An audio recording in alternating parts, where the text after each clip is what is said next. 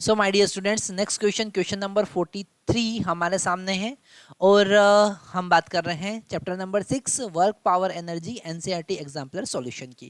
Question number 43 क्या given है जरा एक बार देख लेते हैं। On complete combustion a liter of petrol gives off heat equivalent to 3 into 10 raised to power 7 joule.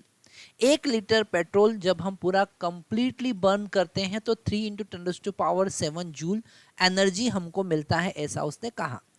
In a test drive a car weighing 1200 kg including the mass of driver runs 15 per litre 15 kilometre per litre.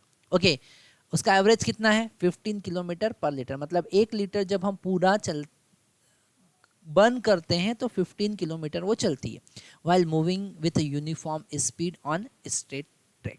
तो जो engine work करेगा उसके just opposite work करेगा friction.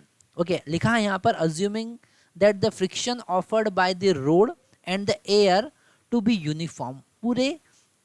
पूरे travel में उसका जो force है वो यूनिफॉर्म है। Calculate the force of friction acting on car during the test drive.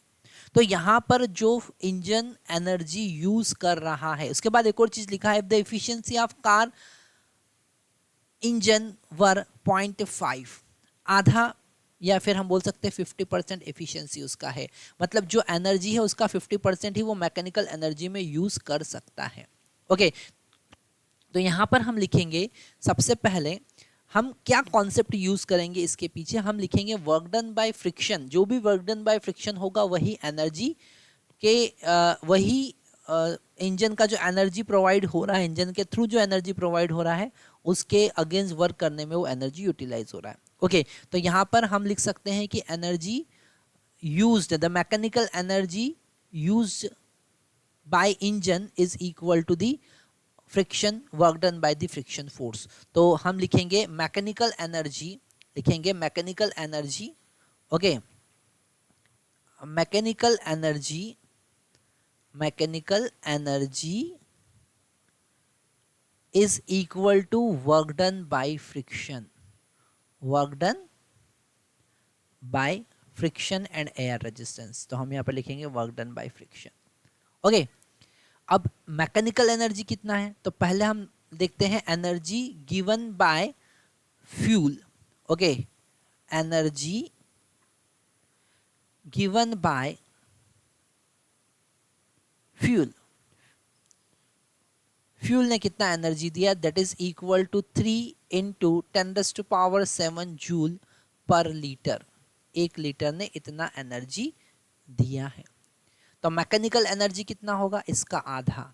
Mechanical energy कितना होगा, इसका आधा, क्योंकि यहाँ पर इफिशियंसी 50% गिवन है। तो हम लिखेंगे 1/2 इंटू 3 इंटू 10⁻⁷, मतलब कि 1.5 इंटू 10⁻⁷, मतलब कि 15 into 10⁻⁶ joule. Okay, that is the energy, mechanical energy. और यही इक्वल है वर्क डन बाय रेजिस्टेंस और work done by friction, that is friction force into displacement delta R. Okay, और यहाँ पर आगे गिवन है कि 15 किलोमीटर चलता है 1 लीटर पेट्रोल से, तो इतना एनर्जी वो यूज करेगा 15 किलोमीटर चलने में। तो यहाँ पर F इंटू डेल्टा आर हम लिखेंगे 15 इंटू 10⁻⁶, और डिस्प्लेसमेंट यहाँ पर होगा 15 किलोमीटर, तो उसको मीटर में कन्वर्ट करने के लिए हम 1000 का मल्टीप्लाई कर देंगे, that is equal to 15 into 10⁻⁶। तो सिंपल यहाँ से 15 से 15 हम कैंसिल कर देंगे। F is equal to 10⁻⁶ divided by 1000। यहाँ पर हमारे पास में आ रहा है 1000 न्यूटन। कितना आ रहा है, 1000 न्यूटन। तो जो फ्रिक्शन फोर्स होगा वो 1000 न्यूटन का फोर्स होगा। ओके, यहाँ पर आप एक क्वेश्चन पूछ सकते हैं कि sir work done by friction आपने नेगेटिव क्यों नहीं लिया है, क्योंकि जो फ्रिक्शन वर्क कर रहा है वो एनर्जी को यूटिलाइज कर रहा है, उतनी ही एनर्जी वो यूटिलाइज कर रहा है, इसलिए हमने यहाँ पे केवल मैग्नीट्यूड की बात की है। Thank you very much.